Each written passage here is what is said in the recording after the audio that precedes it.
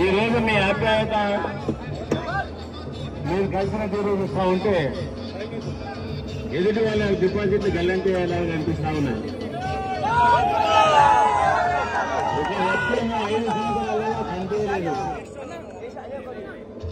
కేంద్ర మంత్రిగా ఉండి కూడా మన బస్తీలు కూడా తెలియదు.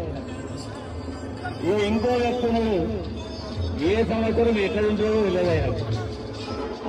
గతంలో కూడా తెలుగుదేశం నుండి గెలిచి కాంగ్రెస్ ప్రభుత్వం రాగానే కాంగ్రెస్ లో పోయింది.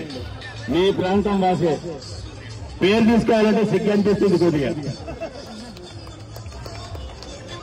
ఇప్పుడు బీఆర్ఎస్ పార్టీ మీద బీఫామ్ తీసుకొని ఎన్నికలలో విజయం సాధించి మళ్ళా కాంగ్రెస్ ప్రభుత్వం రాగానే మళ్ళా కాంగ్రెస్ లో జంప్ అయ్యిండు.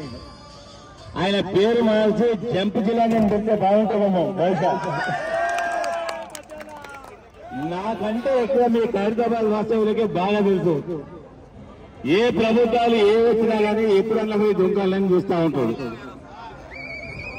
కరెక్ట్ 2 నెలల కింద టీఆర్ఎస్ పార్టీలో ఉన్నాడు. కేసీఆర్ నా దైవం అన్నప్పుడు ప్రభుత్వం మారగానే మళ్ళా రేవంత్ రెడ్డి చేరిపోయింటే ఆ కాళ్ల పంటన చేరిండు. ఇటువంటి వ్యక్తికి ఓటేస్తారా?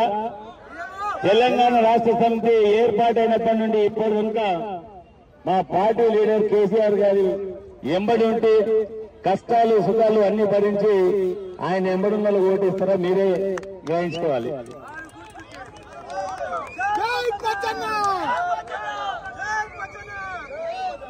ఖైరతాబాద్ గడ్డ మీద పుట్టిన వాళ్ళందరికీ పజ్జన్న తెలుసు, ఈ కాంగ్రెస్ క్యాండిడేట్ తెలుసు.